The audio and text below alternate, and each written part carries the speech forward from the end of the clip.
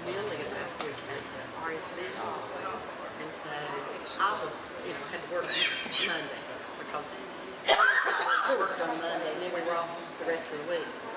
Be on? Because he has to have work. Yeah, so we set it up. David gets back to work on Monday. We just got approved. And so we said, let's just go to the beach. So we went ahead and scheduled for the beach and everything. And then Jim was like, I need somebody to take care of me. I said, no, we could stay Tuesday for, we leave the beach after you get home. She's like, okay. So Milele was fine. She did too. So then she went to daycare on Wednesday. We called her and said she's on the fever. And ended up that she had an ear infection after that because she was so congested and everything. So then Hannah stayed out on Thursday, and then I went back and stayed Friday. All good now. I did. It was a short trip. We got there. We wanted to get there early Tuesday, but we got there Tuesday about 6:30. And we got home on Thursday at 12.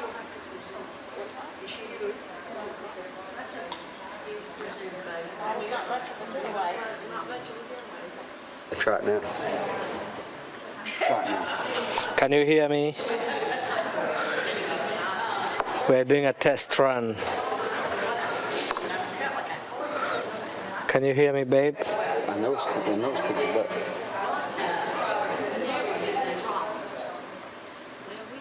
Can you hear me? Yeah.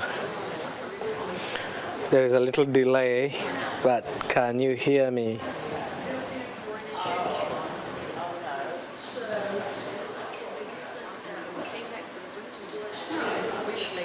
Sound check. It's coming through. Yeah. I'm sure she can hear us.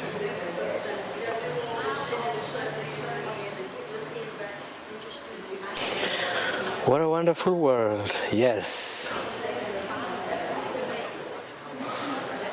She says, yes, can't make out what the conversation is. Small talk? Yeah. Small talk. Small talk. Not yet.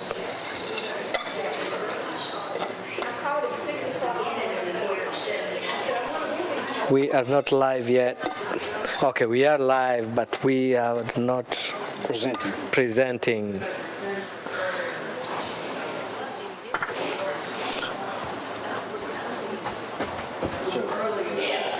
Just put it on mute when you get up there. Okay, where's the mute thing again? I'm going to put it on.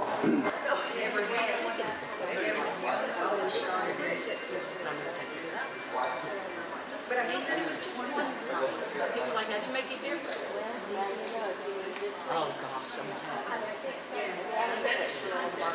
You do. That's the best. Who is it? Plays in Chuck's. Where's Chuck's? I think, at Windy Hill, there's a thing that's called the Giant Crab. You can't miss it because there's a big crab on the front.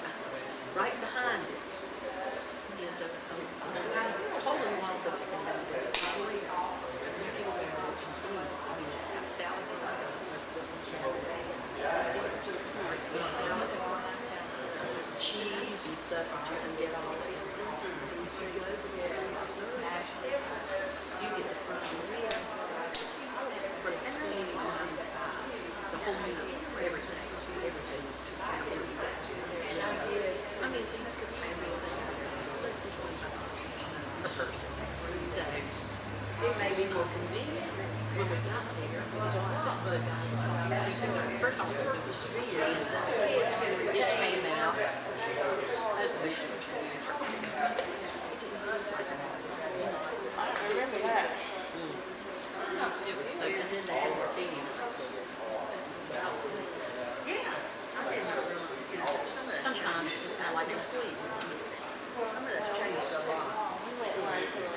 But it's changed because back when I first started, you know, from 10 years ago. You know, and that had to do in this area. But, you know, I was working and the kids would be out there Christmas.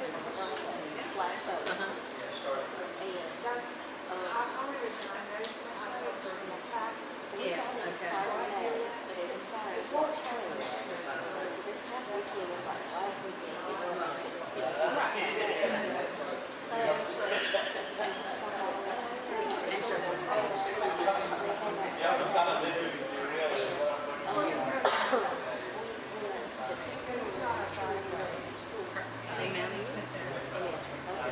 Yeah, I understand what you're saying, but there are some that are true year-round. Will they remain like that? We don't have any. And I went in the cave because I did not, I packed my clothes and I was supposed to be like 70 degrees on Sunday. Yeah. I had a sweater. I'm like, I can't do that. I am sick. I've gotten sick since the trip. And I started sneezing on the trip. And so, and then we went to 4 wineries. On Sunday, we went home. So which one was the best one? I figured out that. Oh, gosh. Well, She went to 6 of them, so it depends on what you want. You tasted on every one. I did. I tasted it every single one. Anyway, you said you had an every We're year's gonna have to challenge. schedule when you're gonna bring my necklace. Okay, all right. Maybe for the Now, May meeting, maybe. yes, because April, I was planning to come to the April meeting, and I really wanted to come to that one. And then we got reading on that. And maybe my principal should read it. My principal, like, Yeah, tell them what you're doing. Yeah. I've been to every other meeting, family night, or any kind of anything. I have been to all of them, so maybe she'll let me out of this one, so we'll cut it out. Okay, I will. Yeah, I will, yes. And had I not been gone all weekend, I'd have had everybody's stuff with me today. Your jewelry. You got the shoes is it she posts every once in a while on Facebook. Does she make it? I need to take lessons from her. High end, and it's high end.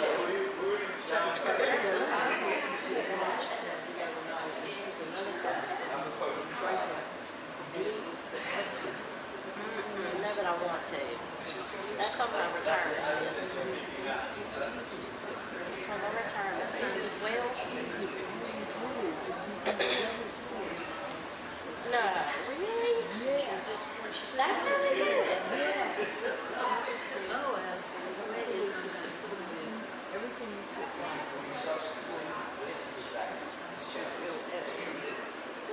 will not have to. So, And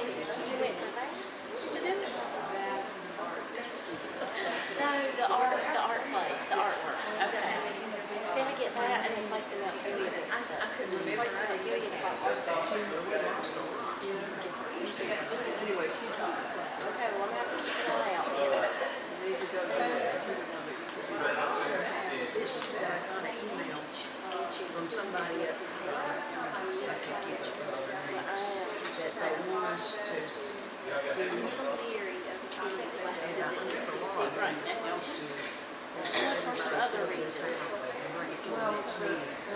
Which I know she has it, because I'm sure the blankets and those are here. And these are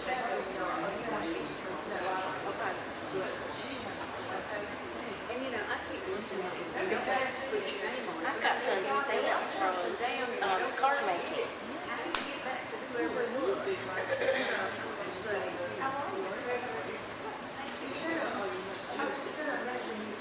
Okay. Oh, did I? I'm sorry. I said I'm coming. I said, no, I said I'm coming. oh, I remember you. Okay. Well, I thought you said, I thought you said. Now tell them what you said, Ruth. Competition in Troy. I've got Julie making classes competition in Troy. People are so things about each other in Troy. It is not even funny. Just go do your own thing. I wasn't trying to copy anybody. You know, and now they're just, But that was in the Because I was saying, can we vote back this? What is a quorum? I might could once I practice some, I might could. But, you know, you couldn't draw it out, and trying to figure out what you were putting on the bracelet. Then, Just a normal little thing.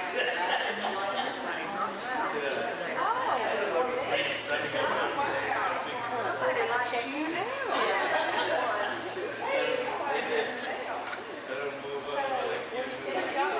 Yes.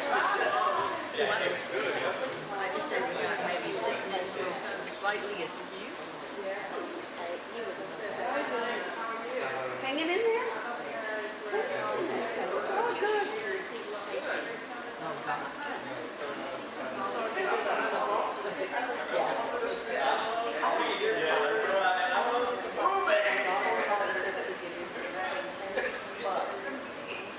They were having issues with my accounting. My sister did. We can go ahead and do it. okay, let's go ahead and get started working. You have to Oh, wait. Okay, I'm going to do it. Don't move it. Today, we've got a small group, there's lots of sickness going on.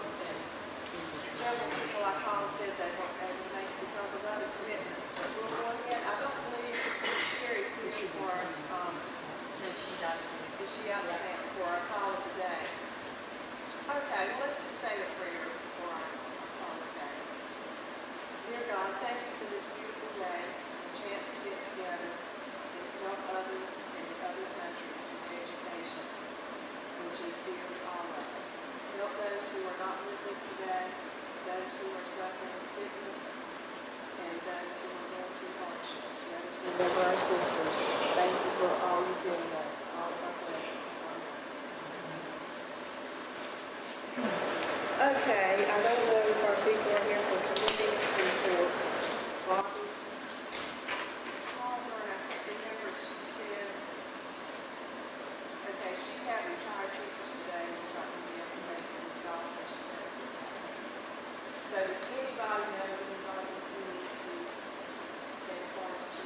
Becky that's had a heart attack, and I'll send out more information. I hope I can hear from her tonight. I asked her the hospital. I'm assuming, I said, are you at really hurt? And I haven't heard that. As soon as we're done here, I'm going. Oh, definitely. I'll be glad to, check on her too, but she was at church Sunday, she goes to my church and had a shower and we had everything's in time. It's just amazing to me how quickly something like that can happen. Take each day for this work. You never know what tomorrow's going to No, we don't, so we need to send cards. She's also had issues with her eyes and was supposed to be going in February to somebody, and I can't remember. Okay. All right, so talking about Becky with the budget, and then she is not here, but from what I've heard, everyone paid the dues and we're still getting in some scholarship money. And how long do we have to get scholarship money? And I just gave it a few weeks ago, do you know? She gave us a figure when we met, we started, we met the other day. I'll go ahead and report for that. Oh, go ahead. And she said that we had a little under $2,000. And so we gave, and that some have come in since then. but it's always good to have a little bit, starting next year off with some. So they voted to give two $1,000 scholarships and $1,000 one will be named, In memory of. in memory of, it'll be the Neil Memorial Scholarship. It's going to be given to a practice. I was gonna bring that up, because I certainly all those years. I still miss what I said every time. I have a question. Do we still give to Ramon McDonald and his mental health facility? Jeffrey, the people can't get Jeffrey. I got a thing like that. I got to send in this information about what we've done this year. And I have to talk to Francis on that. What we paid last year or what we have to pay this year? They have sent that to me from my altruistic report, and I'll screenshot of that. Okay. Okay. It's like $25 for like 4 or 5 different things. Already this year or from last year? Okay, because that's my question is, this year, it's called the Cardinal Award. I guess you all heard about it from the summer. Award or something new, I think. But I've got to go down the list and see what we've done. We have to do 8 out of the things. Well, I know that, like, I went to a meeting in September, so that counted. I'm going next week, so that'll count. And then, we have to send in our minutes and our, well, no. What, Make a copy of them and send well, that's what I was gonna ask you. Would you resend me October stuff in all my mess and where I tried to sort? I can't get out October. I'm putting them in a folder and organizing them now, so when I get them, I just stick them in a folder on my computer, I mean. So I'm just gonna share that folder with her, and then she's gonna share it. So that'll be another 2 things, and then that's 2 things, so. But doesn't it go from like March to March? The altruistic report goes from March. Okay, so that's what I've got to find out from the government. But I think the other things are calendar. And she said something about taking our history to the state conference. She's talking about our handbook last year. Well, that's why I wanted to figure out, because last year, this year, Or the one we did the last time? Are you talking about the spread? Yes. is that what I got? The one that's, I did probably last year.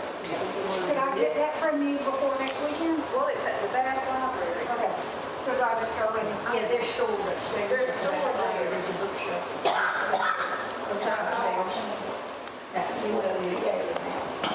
It's right there on, it's right there on the. Can I trouble one of you to get it for me, because I don't know, do they stay open on Monday? Because I don't know if I'm gonna get more to that, or they.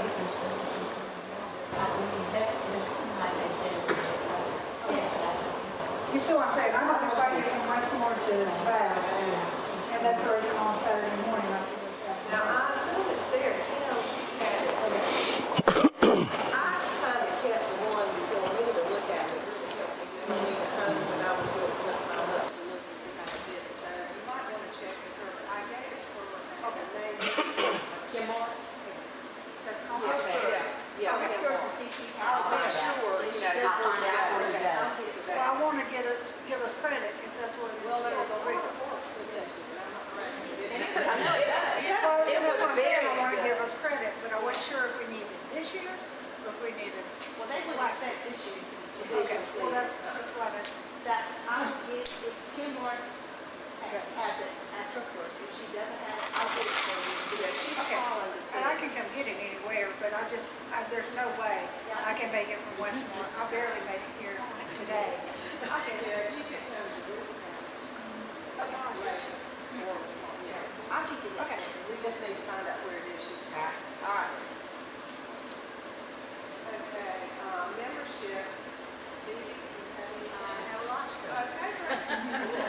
We have one new member application, and it's Kathy's sister Denise, who met with us in January, and she's going to tell us about her sister. She's my sister. She's 7 years younger than me. We've been teaching about the same amount of time. Well, actually, I've been teaching about the same amount of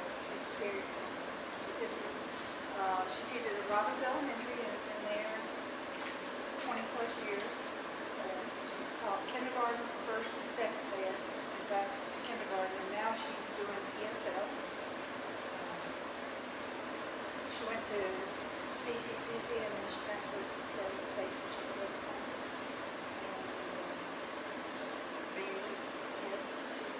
She was a student teacher under me. Oh, yeah, that's right. Yeah, it says. Yeah, she has one son, Justin, who's 20, about to have a daughter-in-law when 2020. Any questions? Okay, since we only have the one, pass those down, you just write yes or no. Her husband's name is Lee. Yes, her husband's name is Lee. And we have He's from Sanford. through suggestions from those up above. We're going to do our initiation in September, and we will also do our installation of officers in September. I will tell you she's an elder at First Presbyterian Church. Okay. We won't do that at the, We're not going to do it, well, the next meeting is at a camp, and the next meeting is at the banquet for the students, and we're not going to do it in the regular way. It is suggested that we do all of this at the beginning of the year instead of at the end of the year. And so we're going to make that happen right now. That's what I was thinking. At the beginning, that came from it's state? harder than April. That came from state? Well, it's not a mandate, it's just a suggestion in the membership stuff. I'm going to be at the first meeting at the Elks Lodge. Became an hour. You'll be like, in That's kind of scary. it was a secret. Yeah. It could be where you're at. Yeah. You're in a medical. I have one more thing that needs to be shared. Maybe it was wrong and you go on stage. Right. Years ago, she said she's going to wait till her son got to school and I said, well, yeah. She has unanimously been accepted. Great. You can tell her that and she'll be here. Okay. And tell her she's welcome to go. And she'll be initiating something. We have this thing called member needs assessment that they tell us we have to do, although it stays local. It's, Laura did one with us last year. It's information for the committee that gets together in the summer and plans the year. You don't have to sign it. And if you're not going to be real nasty to us, sign it. So if we have a question, it asks for suggestions for programs and things, and you know, you might need to be contacted again to find out a little more about something, or maybe not understand exactly what your idea was. So, and we're going to take 5 minutes right now and do it, because I know you won't bring it back next week. That's I don't know how long I've been a member. Did everybody get one? All right. They asked me this last year and I didn't know. I don't know how long I've been a member. Neither Well, do I. just put a question mark there. You know, we kind of all know how long people have been, and that's not a biggie. 2000. You put her date. Yes, I remember. 2000. It's not 25. I'm thinking it's 13. Those 13 or 2000. Maybe around 20. Just put approximate. Don't worry about that. That's not something we dwell on. You know, I have that list. I have a list. I'm looking for a pen. There's a list in our handbook.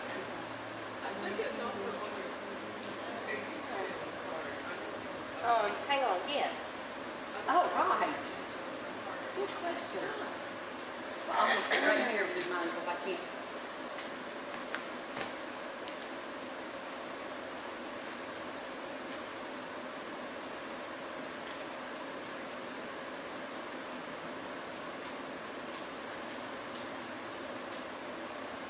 You know who's the president next month? I'll email them and let them know that this is such a big matter. I don't have that right now. I can look.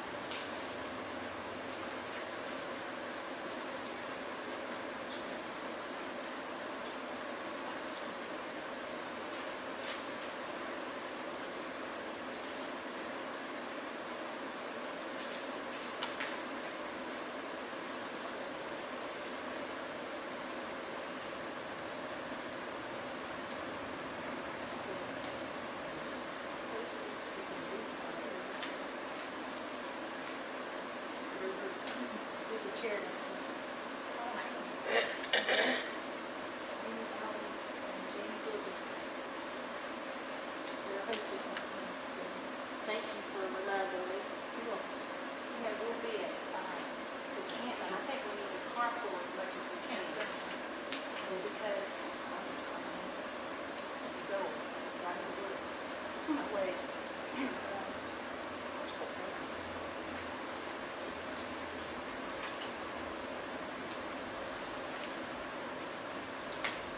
Jamie, is there a separate page for the president of the board?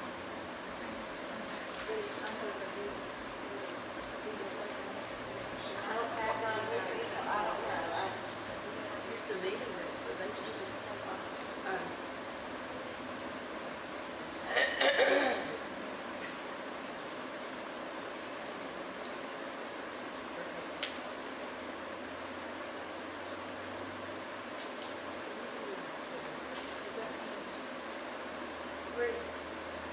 You're the president. You will hit it. You and Jamie. I always do that. The most desirable is fine, remember that. I haven't hit on that part When you yet. rank Okay. it,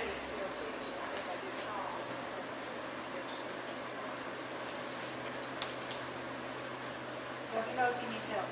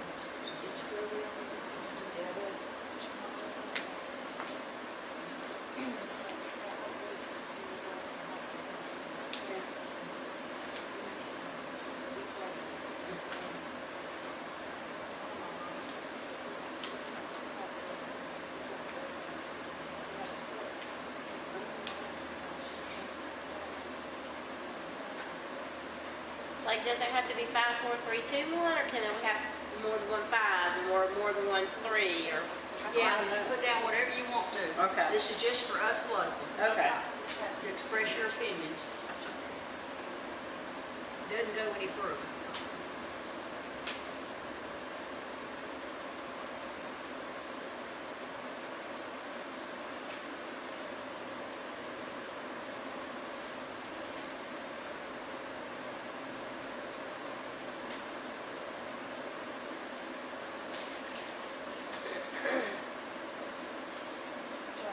Yeah.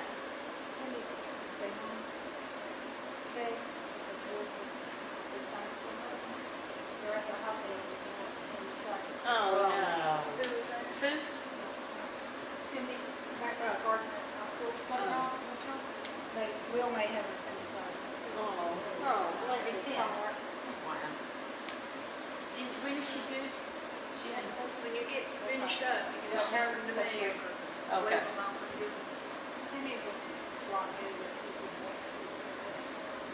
Oh, that's right. It's your choice. If you didn't write anything ugly, you might well sign it.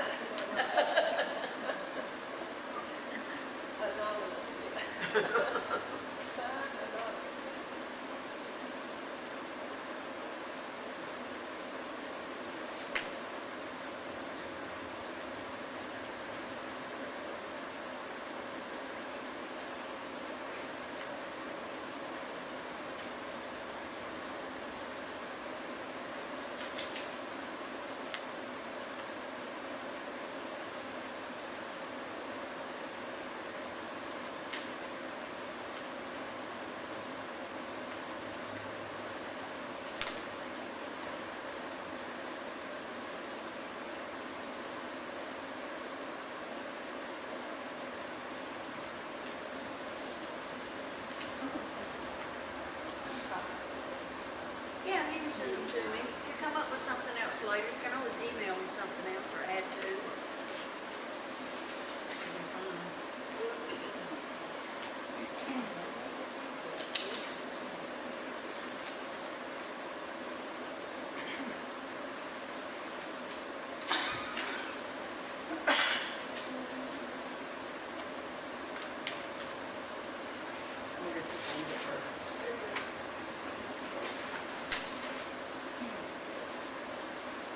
we probably need to go ahead. If you haven't finished, you can email me whatever you didn't get filled in.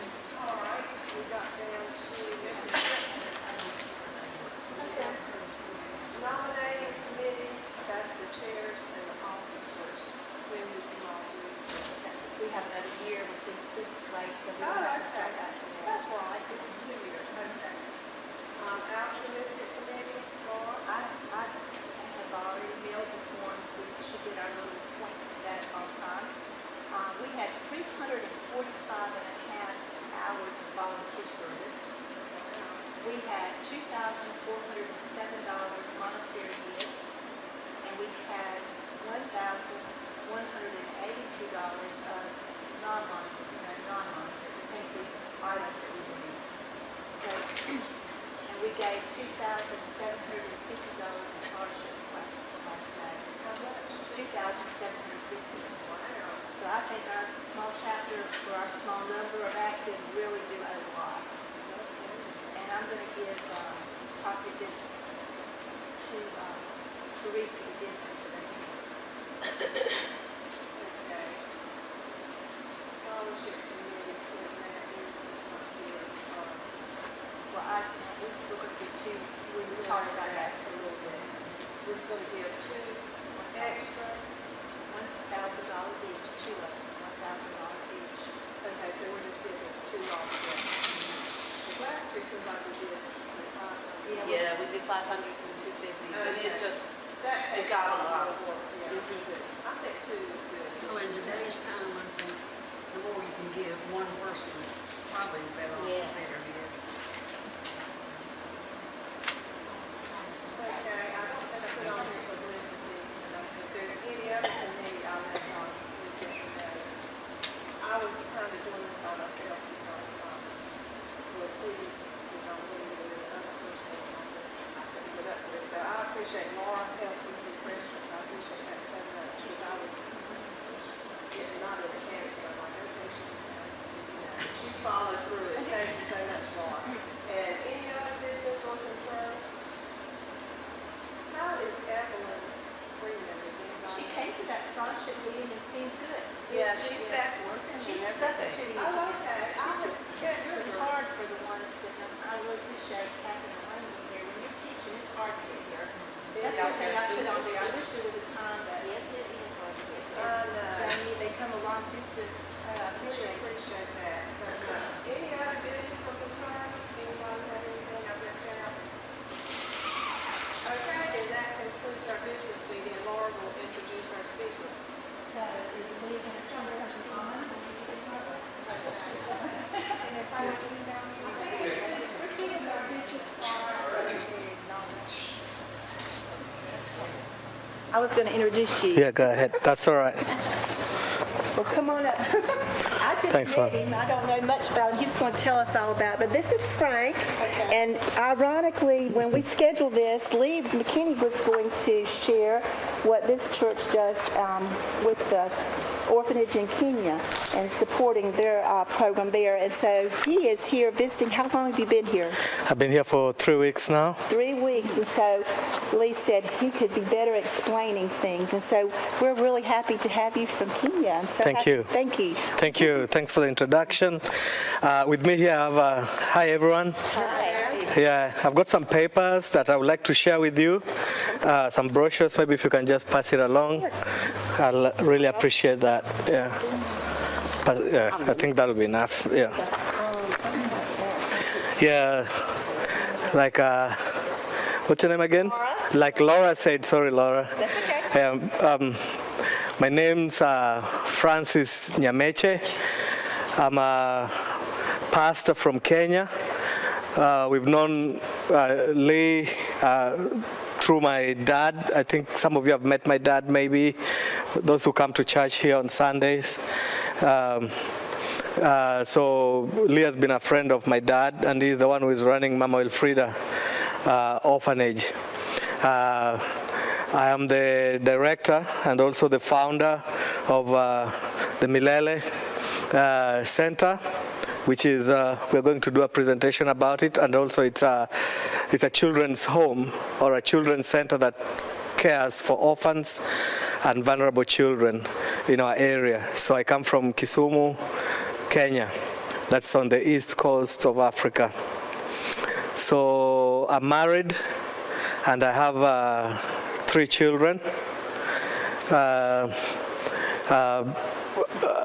My firstborn son is called Jamin. He is 13, and my daughter, who is leaning to Linda, my wife, is Kayla. She's 11, and the little one is called Sasha. She's only 1. Yeah. So I've told you about my dad. That's my dad and mom. I'm the firstborn of 7 kids. Beside that, that's our children, and I'm the firstborn. We're all involved in ministry in one way or the other. Yeah. So we are. I'm very thankful for this opportunity to come and talk to you guys. Thanks for allowing us to come and share with you about the Milele Center. I started preaching when I was about 19 years old. That's when I became a pastor. And this was after, I have to turn this on. My wife is listening back at home, and she can tell I'm nervous. Yeah, I was 19 years old, and when I was preaching, I worked with some Australian missionaries, and they were very generous, and they gave me a scholarship. I went to school in Australia to study ministry in Bible College over there, and I graduated in the year 2000 from Australia. Then I had a very strong urge to go back home and do some ministry. I couldn't settle in Australia, but I felt like God was calling me to go back. And as a young man, I used to feel like maybe the world was coming to an end. You know, it was just towards the year 2000, and there was a lot of prophecies. People were talking about the crash, the Y2K, and all that. And I felt like, wow, the world is going to come to an end, and Africans have not heard about this good news that have been told. You know, everything I was learning in Australia was so wonderful. I wanted to go back home and share. And so when I went back home, I was in Nairobi, and I happened to go to one of the largest slums in Kenya because I was looking for a place where I could reach the most people at once. I didn't have the resources, no money for marketing and all that. And I went to a place where 1 million people lived in 600 acres of land. I don't know if you guys do acres here. Yeah, so that's a lot of people living on top of each other. And I felt like this is the place where I can spread the word and be effective the most. And I started my first church there. It was called Nairobi Christian Outreach Center. And in that church, we were favored to have a lot of university students. And also, we had a lot of children being converted, and we mentored these university students to go ahead and minister to other people. And yeah, we started another church called Nairobi Believers Mission. That was my second church that is still going on, and your church is also supporting today. And we were favored to have a big children's ministry. And while we were doing that, we saw that we had to be holistic. And there was more to only, spiritual conversions, while people in Kibera were living in $1 a day. That was their wage at that time. So me and my wife, through my wife's wisdom, we managed to start micro-enterprise development programs so that we can better the livelihoods of the people of Kibera. And through that, we started group savings and loans. After many people, they were coming to us and asking us, "Oh, Pastor, can you help me out? Pastor, we have not eaten for maybe 3 days with my children." And there was great desperation, you could tell, malnutrition and things like that. And my wife challenged them that, how much money do you have? And how many of your friends do you think are in need, that they want, they want to improve their lives? And like that, they brought their friends, and she taught them how to do group savings, and they could bring whatever money they had. The condition was that you can bring at least $1 in a week, put it together, and raise a capital. And when that capital has been raised enough, then we could loan one of the members, train them how to start a small business, and then that way they could increase their income. And by the time we were there for a year, people were already making at least $2 a day from that $1 a day. Now they could pay school fees for their children, and they could eat, put food on their table, and at least push on with their lives.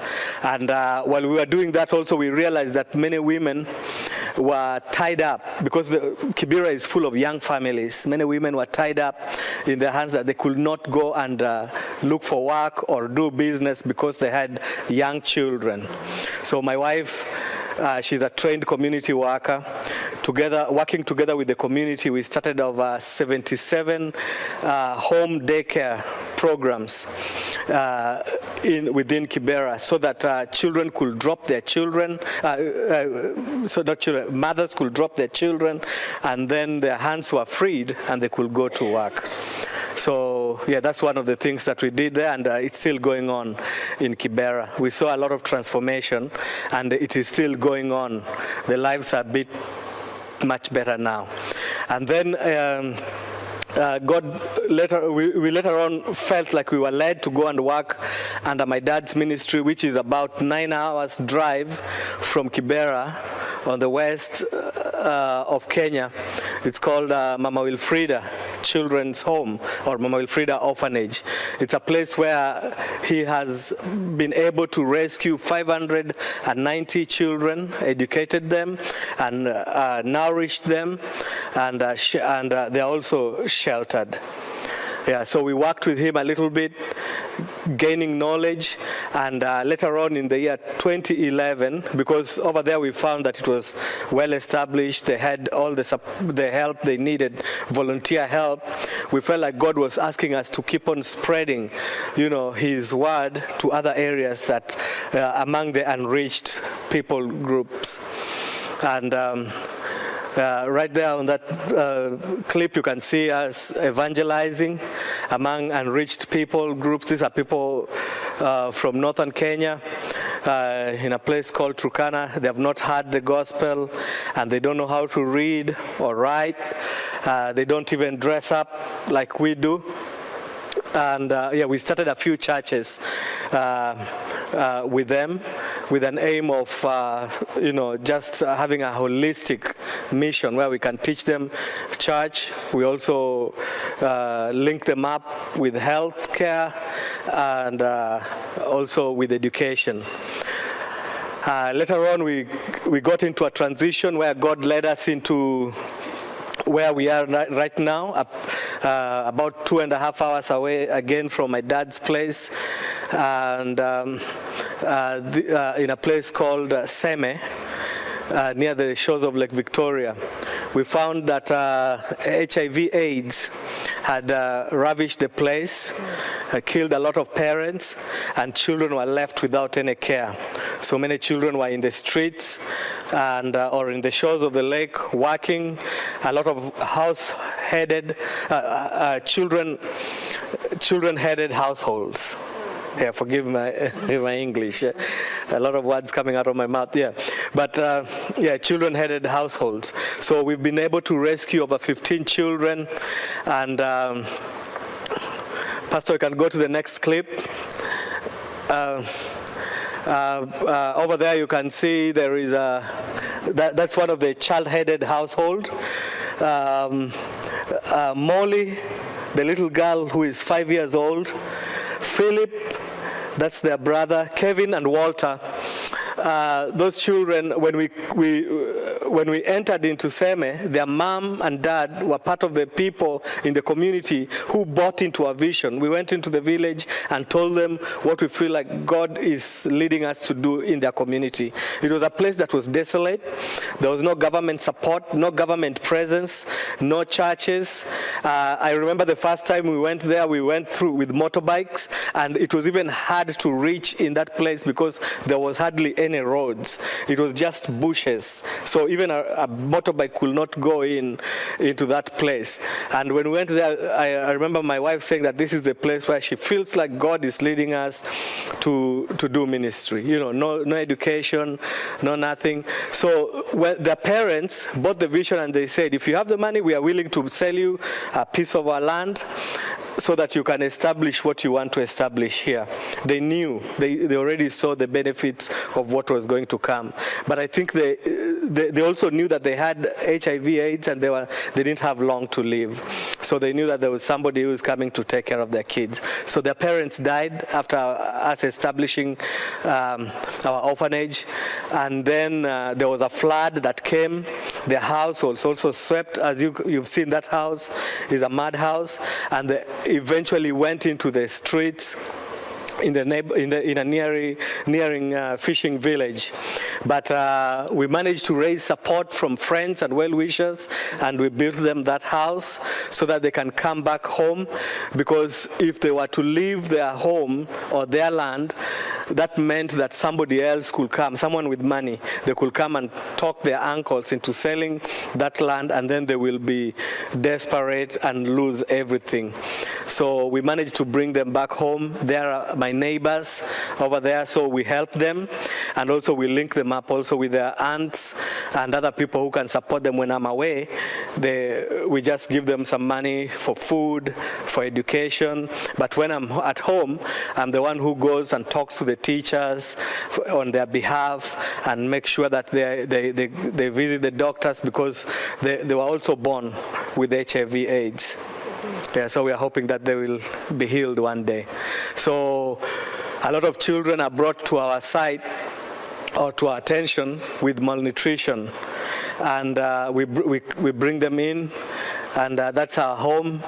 We bring them in at our place and we feed them, and then when they are better off, then we can send them back home. Our desire is not to institutionalize them, but keep them integrated with their families so that they know where they come from, and also they can take care, they know growing that they have property. Because most of them, they're not like the kids from Kibera, but they have property. Their parents had property. So we are hoping that as we raise them up, they will grow up, and we'll educate them, and they will come back one day to take care of their properties. So that's our feeding program. Next clip, Pastor. Okay. We've been able to also work with the mothers and the widows who are still existing and still doing the group savings and loans. Now we have over 100 in our program, and not only women, but we have also men. Some are professional, like teachers, fishermen, and businessmen in our group. So we are teaching them the concept of group savings. These are the unbankable people in Kenya. They have very little money. Even the banks look at them and they're like, that is not enough, But God has given us the wisdom to help them to multiply the little money. So this has been about our 5th year running our group savings and loan. And in that picture, you can see a bundle of, those are Kenyan shillings. And last year in December, when they were liquidating among themselves, they had already generated business enough. Like what they were loaning and bringing back, paying with interest. And, some people are paying fines and other things. But it is all their money. We don't benefit from it. So at the end of the year, we liquidate, and then we divide it to them according to their shares. We normally call them shares. So last year they had enough money, enough $8,000 US, equivalent to $8,000 US. Before they used to say, we don't have money, but nowadays they're thinking, wow, so we have money. So the little money, it's growing in time. And now they're beginning to do businesses. They are beginning to operate small banks. Over there we have mobile banking, something called M-Pesa, and they're beginning to operate taxis. They are buying motorbikes to taxi people and other small businesses, operating shops and things like that. When we went there was no businesses at all. But now the market is growing. We have already been seeing the market growing with businesses just coming up. And it's one of the requirements. If you're coming into the church or you're coming into a group, you must be doing something. If you're found not going to work or just sitting in front of your house without any reason, there is a fine also for that. You pay $5 a week for just sitting and not doing anything. So they don't have the $5. They'll rather go. But if you are sick, you're allowed to. Yeah, but it means that if somebody is sick, that means that they're not making any money. Next clip, Pastor. So one of our major strengths is working with the children in our community. We have over 300 girls in our mentorship program that we are teaching them how to read and write. It's called the literacy program. These children, they come together. We start teaching them from a very early age, as maybe one year old. Yeah, who is in the loo? We teach them how to read and write. And our prayer is that you partner with us. Whenever there is a mission team coming, you can send them even with a book or two, inspiring storybooks. They can come with a book or two that they can come and read to their children. We have realized that children who grow up knowing how to read and write, especially girls, they get a better job than their counterparts who don't know how to read and write in the future. And that means that they will get a better salary and they will be able to take care of their children. Because the culture in Kenya is that women are just there to be seen. And the women are like property. You know, you pay dowry to get a wife. So you can treat that woman the way you like. And then it's law that somebody can marry more than one wife at a time. Okay, me, I'm glad that I have only one woman. It's enough. Yeah, I'm blessed to be married to Linda. So, but many people, they do that. So the women are so abused and they are misused, and there is all the vices and that are happening to the women. They are so broken in that some of them, they don't even the identity or their worth.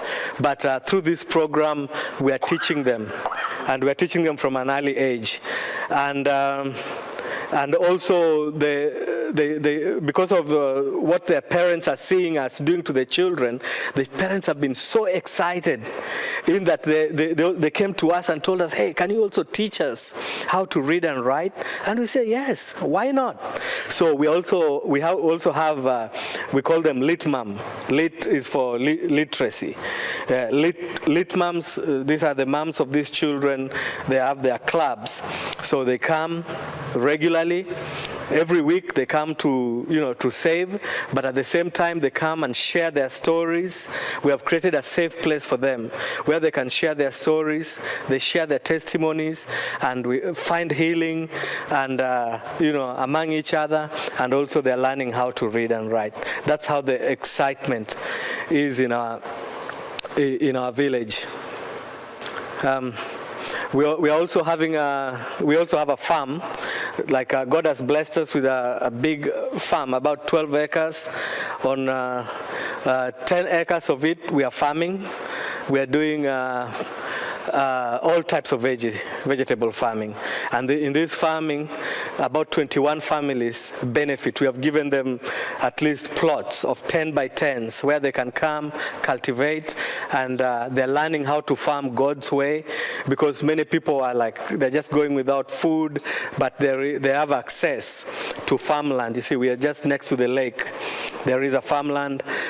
And now we are teaching them, and they're like, wow, so you can grow this, you can grow, and this one also is growing. Now we are experimenting different crops. At the moment, I'm also experimenting how to grow coffee, something that has not been grown in my area. And we have seen that it is growing well, disease-free. I don't even have to use pesticide. Most of our crops are organic. So we use We do mulching. We are teaching people how to mulch because there is no irrigation. That way we don't lose a lot of water during drought. And also we are farming. We have chickens, and sometimes we just release the chickens into the farm. They eat all the pests and the insects that will attack the crops. And yeah, so the crops are very organic, very clean, and yeah, we've been able to feed 21 families, and also the orphans, the orphanage has been benefiting from that. So out of these 21 families, 3 families are able to put in work as volunteers in the whole of our property, and we are still believing God for more. Right there we have a lady, she's called Domtila. She's one of the ladies that we've been working with also. Her children also died out of HIV/AIDS, and she's been left with 14 grandchildren to take care of. So many of the grandparents are taking care of their children. Imagine raising your children and then later on you go and raise again their children. That is the dilemma of what many older generation is facing. And it is painful, but that's how fate has ended up. But she's working so hard. She also has a disabled girl. That girl is called Jessica. And so she's usually not there. That girl, she cannot move. She was carried to sit on that seat so we can take a picture. I was coming to America so that I can appeal so that maybe well-wishers can buy her a wheelchair. And we have already gotten a volunteer who has said that we can buy her a wheelchair. So when we go back home to Kenya, yeah, she'll be having a wheelchair so that she can be mobile and access the services that are there. The services are there, but without movement, she could not access any. Because Domtila is so busy, she leaves Jessica there sometimes even for days, going to look for markets to sell her produce or working. Unfortunately, one of Domtila's grandson molested the girl, and we later on learned that she had conceived. And it was kept a secret because of the shame and the stigma that comes out of incest. And in my culture, if a baby was to be born out of incest, the baby is born a crime. The baby is supposed to be given a death penalty. So it's the baby's fault, according to our culture, not the father, or it's the baby's fault. So when Domtila was away, Jessica gave birth to the baby, and unfortunately we learned that the baby passed away.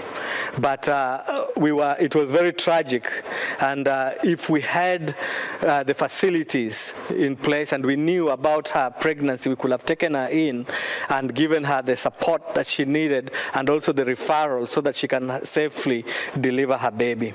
Also on that picture we have Lavender. Lavender also came to us when she was only 13. She was also abused, and she got pregnant. Her mom was working so hard trying to terminate that pregnancy, but Linda and I accompanied Lavender. We took her to the mother. We spoke to the mother, please don't terminate this pregnancy. Then the mother thought, okay, now I'm going to look for a suitable husband for her. So she was, she wants to marry her off. Child marriages are also very common. And we were like, no, let her finish school. So she said, okay, we'll let her finish school. But one day we realized, we were called in the middle of the night that Lavender is in pain. She's almost dying. They had taken her to a spiritual healer, like a witch doctor, who had given her a concoction trying to terminate the pregnancy, and it had backfired. So I bundled up Lavender and we rushed her to the doctors. The doctor was very furious with this lady because it almost killed her, and they removed all the toxins and everything, and later on she gave birth to a bouncing baby boy called Owen. Later on, Lavender's mom agreed to stay with the baby, and we took Lavender back to school. So those are common cases, scenarios. Those are two that I've given you, but those are the scenarios that happens in our country, Kenya. They say that around 38,000 child mothers. We had that's statistics. In my area alone, we had around 38,000 children mothers. That's from the age of 10 to 15. A lot of them, 38,000. So the need is overwhelming. And in my culture, they normally do their rituals. Most of the rituals are very sexual. Like if a mother dies, or somebody, like say, if I die, they will have to go, somebody will have to be told, like from my family, to go and sleep with my wife so that they can cleanse that bad omen that killed me. I know it's ridiculous here. Yeah, but that's what they do. So everything is sexual. But you see, if I died out of HIV/AIDS, and then somebody goes and sleeps with my wife, what will happen? It will spread. That's why the spread of HIV is like that. And then there's other rituals also, sorry. So your dad dies, and then you are told, oh, before you come back to the village, look at now the men are told, look at a woman or a girl, sleep with her. Then you can be allowed to come back into your father's house. So there's a lot of rapes, because they will just go and do it even without consent, and so many girls are raped and things like that. We're also thinking of teaching our girls who we are educating, self-defense and things like that, those basic things, because they're just looked at, you don't know who will prop on you, and the place is bushy, and so they are always under constant attacks. And also, before I move on, also I have an appeal that if you see dim, you can partner with us so that we can help these girls. Most of the time, some of them are lured into sexual activities with men who are grown-ups because they cannot afford things like pants, like underwears. So the guys will be like, I'll give you an underwear if you or I will give you a sanitary towel, and or I will give you soap, to clean. Girls like to be clean. Yeah, things like that. So if we can be able to provide these girls, underwear, pants, and sanitary pads or soap, that can be a great way also of keeping them to stay in school. Yeah, it's just the little things that we can do that can change the destiny of these people. So over there we have a orphanage setting. That's just the footage. Pastor, you can go ahead, and we have been able to build it. If you look at this brochure that I gave you, you can see it has, it's on the roof. It's in the roof level. I didn't put that bit. I will have to add it on my PowerPoint. So we have done the roof.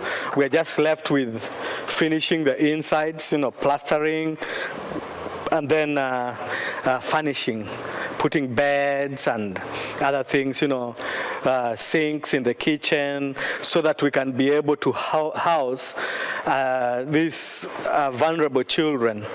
And once it is up and going, we'll have we'll have 21 beds for children, and we'll have and 5 other beds for caregivers. It's a very big house with big rooms in it. So we'll have mothers. We believe in mothers, taking care of the children.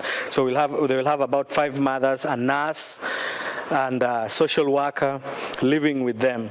And our desire is to bring in, not only like 21 children living there, but we'll be bringing in, malnutrition kids. They come, and when they feel better, we integrate them back to their families. And children who are at risk, they come. When the risk is gone, we integrate them back to the family. And children who've been abandoned, we have a lot of children who are just thrown, because some children, they carry the babies and they cannot afford to keep the babies. So they sometimes throw them in the police or at the hospitals, or they just come and abandon them in our doorsteps. So we take them in, and we also we'll be working as an adoption agency, so that anybody who wants to adopt the baby, they can adopt the babies. Or also those who want to have the babies as foster babies or foster care, they can have the babies. So in a year, we might be having around over 100 or even 200 children coming through our center and going. And it's going to be a holistic center. We are not only targeting children, but we're also targeting their mothers. We are also targeting we are teaching also their grandmothers, how to take care of their grandchildren. And also we are targeting boys. Okay, we don't have boys here, but we have boys in the school setups, in more institutional setups, boys and men. We also teach them how to treat their girls. And we've seen a lot of attitude change, when we teach boys how to treat girls, and they're like, wow, we didn't know that. That's how we are supposed to teach them. We're supposed to look at them like our sisters and the girls, and we're not supposed to hurt them. And I've been telling them that even if you see a stranger, just talking to any girl who is in your school, you have the right to go and ask them, what are you telling my sister? As long as you know that you're safe, So they are their sisters' keepers. So we are working with girls and boys, and we need your support to help us to do this work. And we have the support of teachers, local teachers in our community. So we also need that support so that the teachers can be on board. Sometimes they need a little token, as volunteers. Sometimes it takes only like $30 to pay a trained teacher to work with these children. I know that is like not much to you guys, but they do it all-heartedly. It's a calling. They do it as a calling, and they know that they're changing the future. We don't want our children to go through what we went through. We know that the future is brighter. If Jesus tarries, we know that the future is brighter. With education, the future is much brighter than ours. So that's all I had to share with you today, and let's see if there is any questions that we have here. And I would like to really thank you for your attention, and thanks for your time and for having me here today. Thank you. Thank you. Yeah. We have some donations for your center, and Lee has told us that it'll go through the covenant and he'll get it to the right bank account for you. Thank you. Thank you, Laura. We appreciate that. Well, we appreciate you, and it was nice to meet you. And how much longer are you going to be in the States? I'll be here in the States for another. I'll be flying out on April 10th. Oh, you're still here? I'm still here a while, but I'm here in North Carolina up to Monday, and then on Tuesday I'm going to Wisconsin for a week. I'm going to meet up with Cross Council. They train people on counseling, and we feel like we need that kind of training so that we can take it back and train also our teachers, because they deal with kids who have gone through a lot of trauma, and even them, they also need that kind of counseling. And then after that, I'll go to Pennsylvania, and then from Pennsylvania, I fly out from home. So I need your prayers while I'm here. I appreciate that. Thank you. Say one thing. Kenya is a different world than America, but education still matters, and I just want to set the stage for what Frank has been and what I've learned about him. Here's an educated man who received an education in another country, which is very valuable in Kenya. I've been there twice. I've got to know them very well. And so here's a man who chooses not to come back to Nairobi to better himself. He's living in the bush. They don't have power. They're living off the grid. An educated man and his wife to be a blessing to others. I mean, they're true missionaries to their own people, and I have the utmost respect for him. And if you know others, share that story, because I've laid eyes to it. I've never been a part of an organization. If we send money to his father, Samson, and I know all of his children are the same way, that money is spent the next day, and I'm getting pictures within 2 days. We bought mattresses for the orphanage back in February. I sent money on Monday, and on Friday I had pictures with a bunch of smiling children with those mattresses in their hands. So this is not, you're not meeting middle people here, you know? I mean, you're supporting, you know, Direct. And so, All your support goes direct, not everything is spent. We go, like we would rather go without. Many times as a family we go without.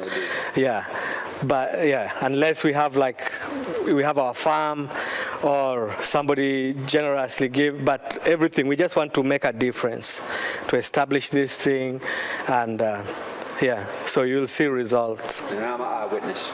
If you want to ask more information, you could ask me. We're sending a team of 12, so we'll be collecting in July. There's a team of 12 from New Covenant going, and we plan to visit Frank there on the lake. It's about 2.5, 3 hours from where the orphanage is at. Yes, sir. Where we'll be stationed from. We'll go and visit him as we're ministering. So if you'd like to send anything or well wishes or whatever it may be, we'll be glad to take it. Thank you, sir. Thank you, Pastor. Products that you mentioned to help the young girls, the 3 products that you mentioned, you prefer to have funds to purchase that or the actual products? Yeah, we can have funds. Yeah, like with soap, you know, it's bulky.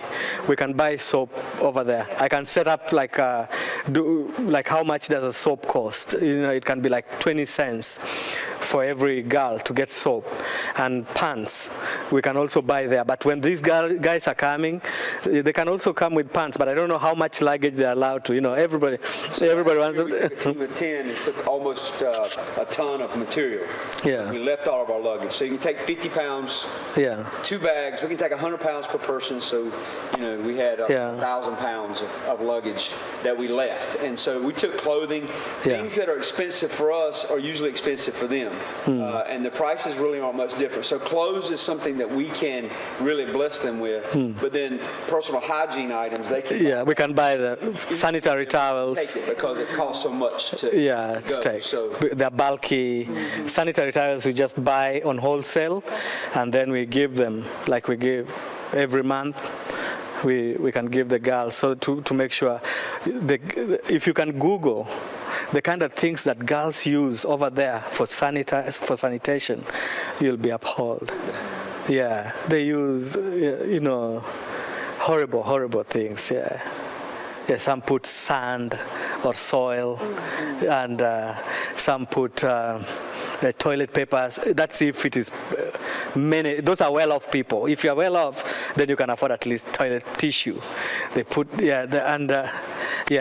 it's just horrible. But you can. They are on Google. All the things. But they can't help it. I mean, they don't have it. It is what it is. So if you give it to them, it will be a blessing. It will be a big blessing. Well, you certainly have shared and opened our eyes about a lot, and we appreciate you coming. Thank you. Thanks for the time. I know you like donuts, and you didn't eat it. I'm gonna have some. Stay with us. I'll make sure you take it. I'm gonna give you a box of donuts. Thank you. Thank you. Very kind. Thank you. God bless you in your ministry. Thank you. So be sure to let us know how we can update you guys. Our emails are there. So if you have any questions, just shoot them and we'll answer. Thank you. Thank you.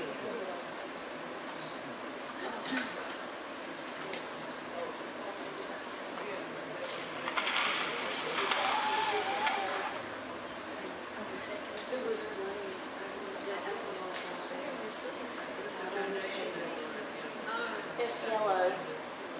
Envelope is yellow. It's right up there. There's another one.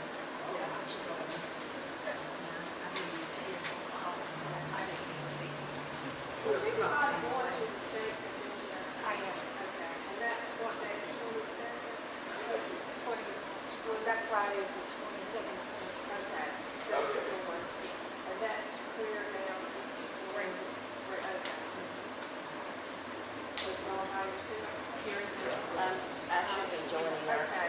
As long as I'm over this crud. Kim does it here. Are you thinking that for I have crud. I've got a different whole set of something else.